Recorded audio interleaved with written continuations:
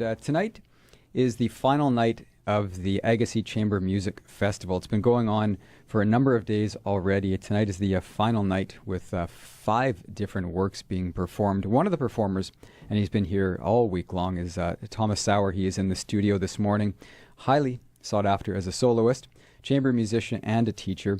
His recent appearances have included concerto performance with the Tallahassee Symphony Orchestra and the Greenwich Village Orchestra. He's got a number of recordings to his credit, including some I'm going to play for you later with the cellist Colin Carr, who's been in Winnipeg a number of times. And he is currently on the faculty at the Vassar College and the piano faculty of the Manns College as well. He lives in New York from the Midwest, and he's in the studio with us. Good morning, Thomas. Good morning. Thomas or Tom? Thomas. Either way. Either way. Just wanted to get it right. So, good morning. Welcome to... Is your first time in Winnipeg? No, I was here, I think, 3 years ago, 2013. 2013. Well, welcome back to Winnipeg. Thank you. And I hope it was nice and sunny when you were here last time. It was. It was. Yeah. You obviously don't come in the winter. That's a good choice. Well, You're used to it, though. I'm sort of curious to experience it in the winter. The first I ever heard of Winnipeg, I was a student at Banff in the summertime. Mm-hmm. This was probably 1985 or 6. Mm-hmm. And there was a cellist from Winnipeg, and he referred to it as Winterpeg. Oh, well, it still is referred to as Winterpeg. Okay. So I guess climate change hasn't caught up to it yet. Not yet. Uh-huh. Not yet. Well, even some of us kind of want it to. We actually don't want it to. Yeah, Philosophically, we don't want it to. But it would be nice if it was warmer in the winter, for sure. Uh-huh. But you're from Midwest United Yes. States. You were mentioning off air you're from Iowa. Mm-hmm. So you're used to a bit of snow and weather, inclement weather. Yeah. Tell us about that. Tell us about growing up in Iowa as a classical musician.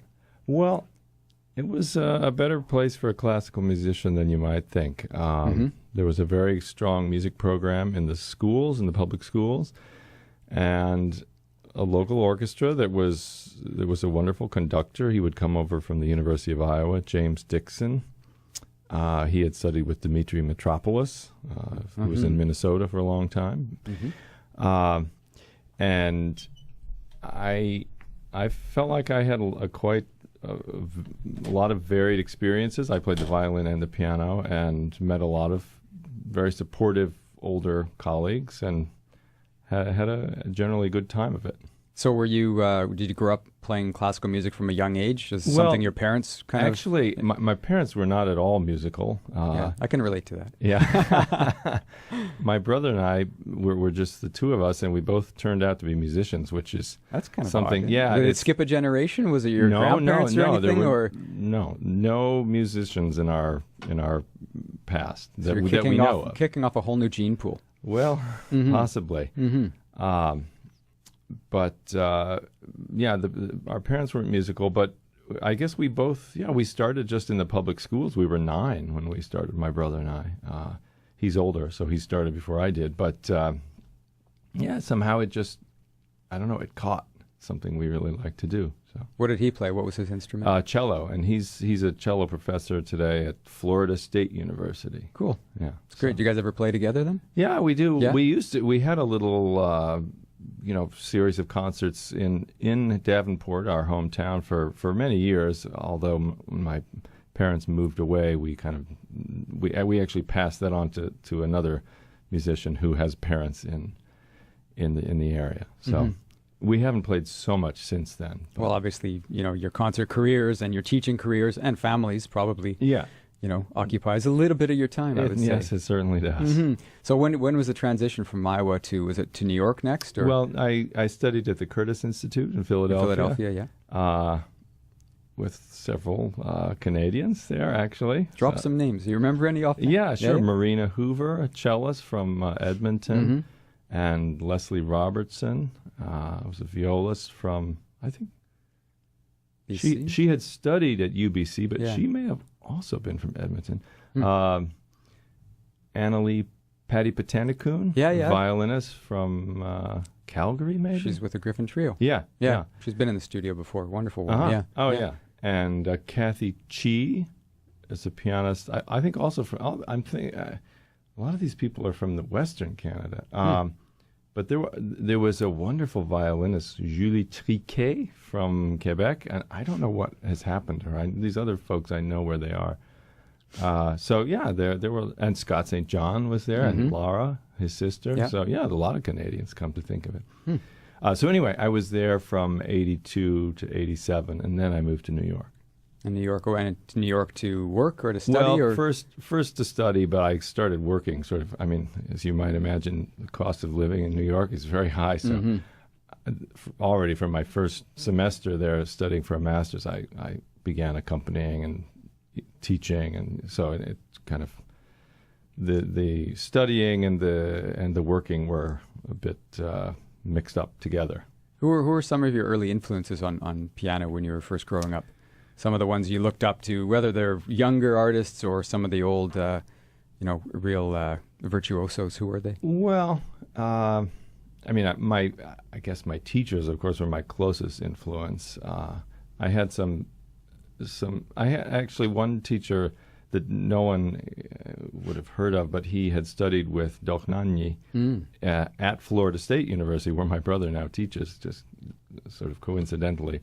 But Dochnányi was a Hungarian musician, a friend of Bartók, and he came first to South America and then to the United States after the Second World War, and was a fabulous pianist and musician, and he had a number of very good students. And so this fellow who was from Eastern Iowa studied with him down there, and he was my first sort of serious piano teacher.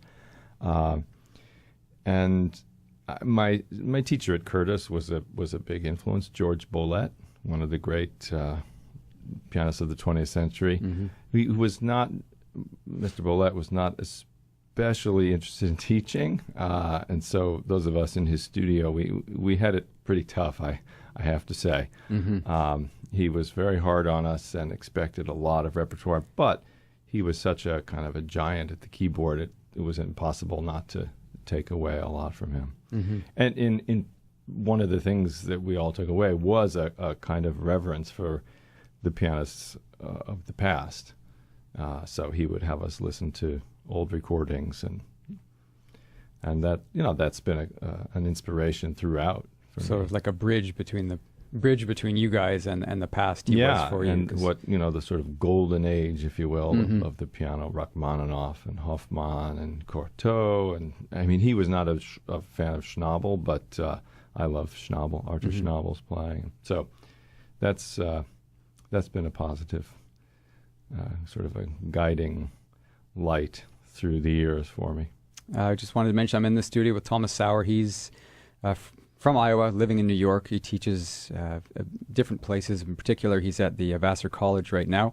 And he's in town for the Agassiz Chamber Music Festival, which wraps up tonight. He's in a concert tonight. It's kind of an interesting concert to wrap things up. Just looking at the lineup, it's five different pieces that they're going to be playing. They're doing, there's a suite for two pianos, the Ravel.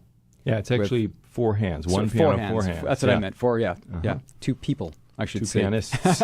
Two pianists who are people doing Ravel. There's also Shostakovich, which you can sit that one out. You can kind of just relax on that one.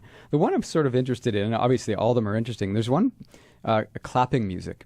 And I asked you off there if you'd ever done clapping music before, and you said, no, you hadn't. This is a new kind of experience for you. Tell me about that and what it's going to take tonight to be a clapper. And you're going to try and teach me a little bit. One of the things that it's going to take, we're hoping, Louise Williams, the other clapper, and I are hoping that it will take a pair of microphones. So what this piece is one of the clappers has a particular rhythmic pattern that is constant throughout.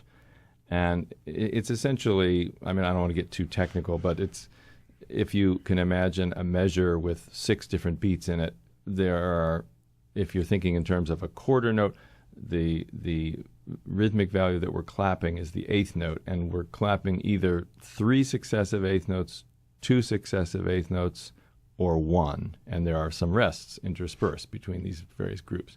And so Louise is taking that constant part, and I have a part that uses those same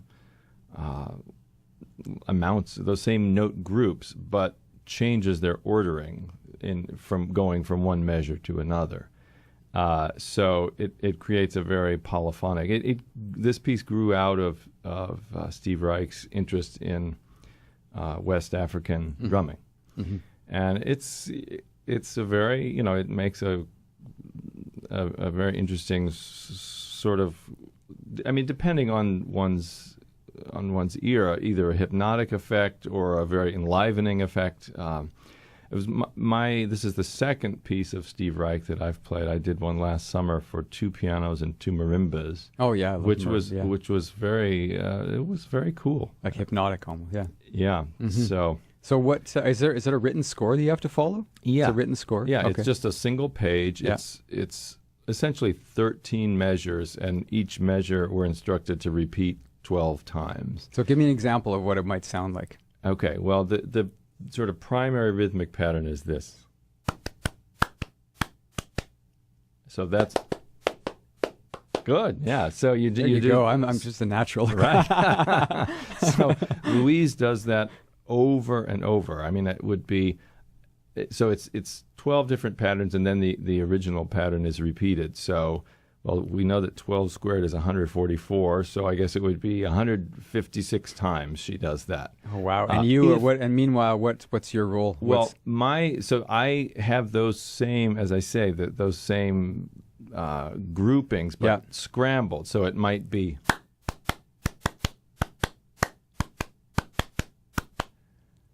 And meanwhile, she's doing her same rhythm. Whoa, wow! Very confusing, and I mean, it's a lot of fun. In fact, last night we were at a restaurant, and we had to wait a little bit for our table, and so Louise and I just ducked into a little alcove and practiced because we had practiced earlier in the day, but after about 45 minutes of clapping, one's arms are. I mean, one gets tired. So if you think about clapping at a concert, you might clap after a performance for, if it's really great, you might clap for 2 minutes or something. Then you're ready to stop. So after a rehearsal of 45 minutes, of course, we're not clapping constantly, but, with short breaks, still, it's a lot of clapping. So we wanted to have another repetition yesterday. And I think today we have a rehearsal this morning, and then we'll probably meet later in the afternoon just to, have another whack at it. So literally a whack at it. It sounds like fun. And same with the piece you're doing with David Jalbert, the piece for 4 hands. Yeah. 2 pianists, Rebelle. That's a beautiful piece. He called them 5 pièces enfantines, 5 children's pieces, but of course they're not for kids to play. No, I mean they're emotionally very complex and rather, I would say, austere in the texture. A lot of times 4-hand piano music can be quite noisy and busy. I mean, you have 4 hands on a single piano, getting all the registers sounding. It can be quite thick, but this piece is not that. And Ravel had too fine an ear for that. So, and David loves the piece, and he's a wonderful, wonderful pianist. So that's actually been a lot of fun. It's my first time doing the piece, and he's done it many times in different.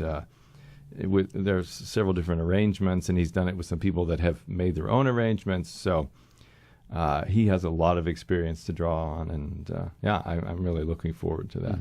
Well, unfortunately, I have to do that right after the clapping music, so I'm hoping that I don't your hands. Get you too still have feeling tight. in your hands. Exactly. I guess you can't wear gloves. Huh? You can't wear gloves. No. It has to be a very, and that's one thing about Steve Reich. I when I did this piece last summer, I did it with 2 percussionists from the New York Phil, one of whom has worked many times with Steve, and apparently Reich is very particular about the sound quality of his